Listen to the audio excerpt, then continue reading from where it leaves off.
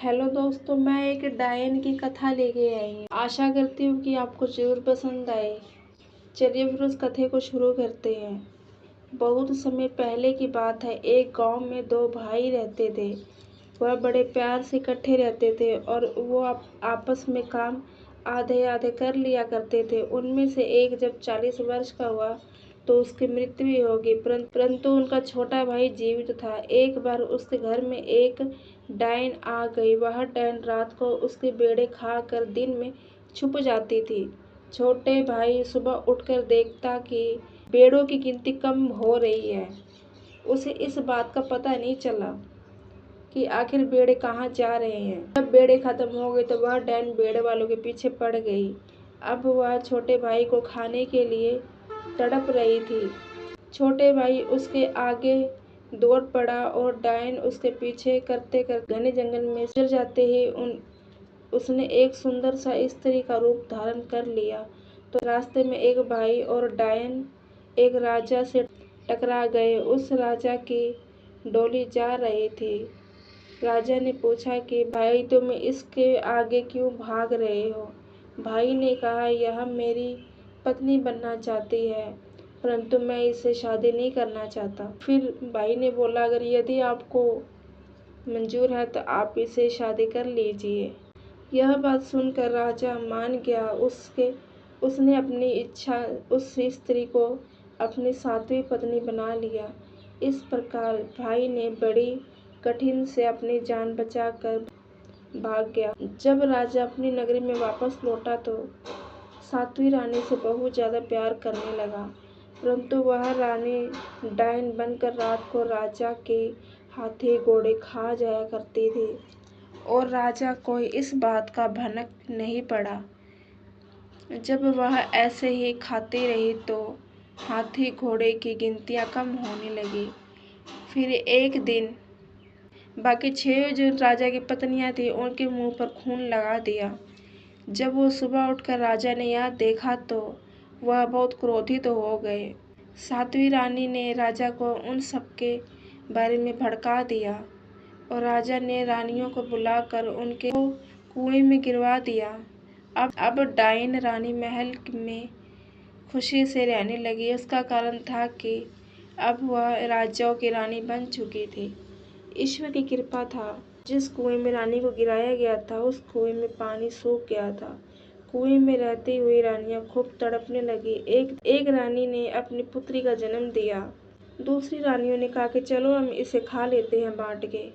उन्होंने उस लड़की के 6 टुकड़े कर दिए। 5 ने तो अपने अपने हिस्से खा लिए, पर छोटी ने संभाल के रख लिया। ऐसे 5 रानियों की पुत्रियां होती रही, वैसे बांट बांट के खाते रहे। एक दिन छोटी संभाल के रखती रही। छोटी रानी का पुत्र हुआ, वो 4 वर्ष का हो चुका था। तो रानियां कहने लगी चलो हम इसे भी बांट कर खा लेते हैं, यह हमारे कौन से पुत्रियों से प्यारा है। छोटी रानी ने उत्तर दिया ये लो अपना बेटियों का हिस्सा, मैंने तो तुम्हारी बेटियों का टुकड़े को नहीं खाया, फिर तुम मेरे पुत्र को कैसे खा सकती हो। रानी ने अपनी पुत्रियों के भी टुकड़े खा लिए। 10 वर्ष हो गया तो रानी मेंढक और कीड़े मकोड़े खाकर अपना जीवन गुजारती थी, या कभी फूल पत्ते जो भी मिलता उसे अपना पेट पाल लेती थी। जब उनका लड़का 10 साल का हो गया, कुएं से बाहर निकलने लगा, गांव जाकर रानियों के लिए भोजन मांग कर लाने लगा।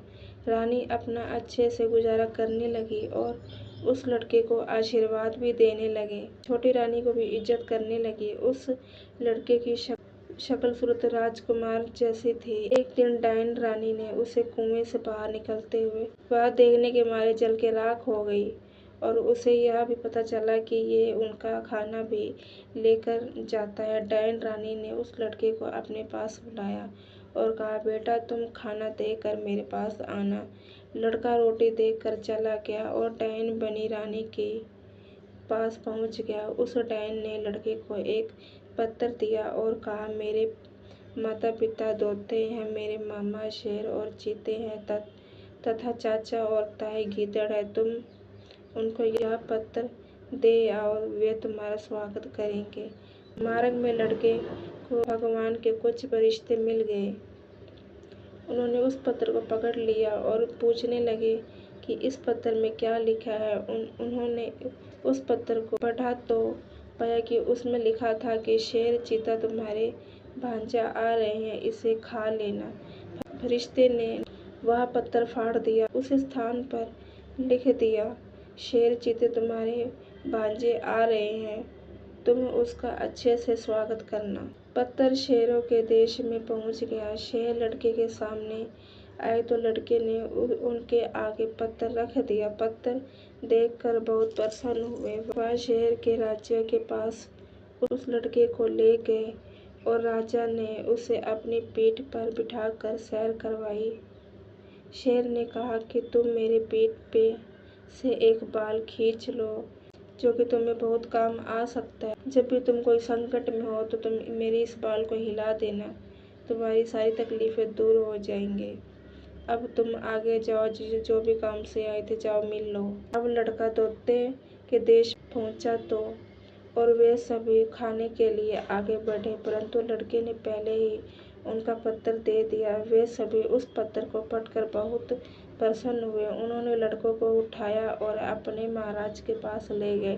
तोते यह जानकर बहुत ही प्रसन्न हुए कि यह तो मेरा तोते है। तोते ने उस लड़के की बहुत सेवा संघर्ष की और रोज उसे नए नए खाना खिलाया। इस प्रकार के उस देश में रहते हुए उसे 1 साल बीत गया। उसने अपनी नानी माँ से पूछा, यह चक्की कैसी है, इसे मथे और इर्द गिर्द मुर्गी क्यों रखी गई है और इन कबूतरों तोतों का क्या नाम है। यह सुनकर नानी ने बताया कि बेटा, यह चक्की तो उल्टा घुमा दिया जाए तो सभी तोते देश छोड़कर चले जाएंगे और कभी वापस नहीं आएंगे। इस मुर्गी में तुम्हारी अम्मा की प्राण बसती है, कबूतर में मामा की प्राण बसती है, इन तोतों में तुम्हारी फूफा और तुम्हारे मौसा की प्राण बसती है। एक दिन नानी जब किसी काम से बाहर गई तो लड़के ने चक्की उल्टा घुमा दिया। इस प्रकार वह तोते देश छोड़कर चले गए।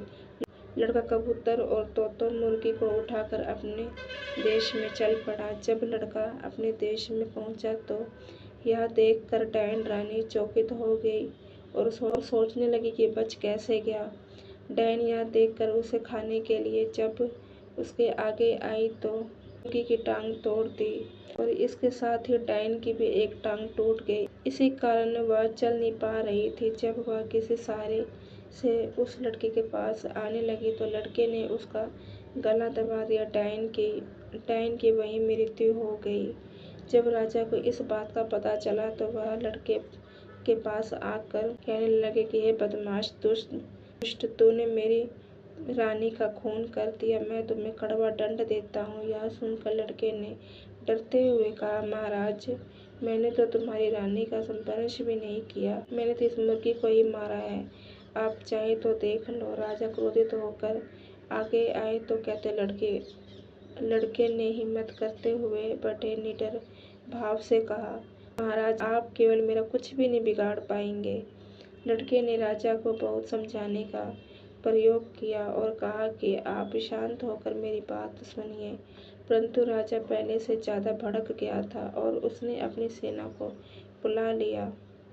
लड़के ने उसी समय उस बाल अपनी जेब से निकाला और जोर जोर से हिलाना शुरू कर दिया। इस कारण जंगल के सभी प्रकार के शेर और चीते सेना पर टूट पड़े। अब राजा के चरणों में गिर पड़ा और मुझे बचा लो कहने लगे। लड़के ने उसे उठाया और कहा, मैं तो तुम्हारा ही पुत्र हूँ, परंतु आपने मेरी बात सुनने से इनकार कर दिया है। लड़के ने एक इशारा किया तो सभी शेर और चीते गायब हो गए। फिर लड़के ने राजा को बताया कि यह आपकी साथी पत्नी वास्तव में एक डायन थी, अच्छा हुआ कि उसकी मृत्यु हो गई। आपकी शेष सभी रानियां कुएं में जीवित है, उन्हें निकलवा लीजिए जाके। नौकर रानियों को डोली में बिठाकर राजमहल में ले आया। इसके परंतु राजा ने अपना राज्य अपने पुत्र के नाम कर दिया और सभी ने भगवान की भक्ति में लीन हो गई। यही है एक डायन की कहानी। अगर आपको पसंद आई हो तो एक लाइक जरूर करना, कमेंट में जरूर बताना।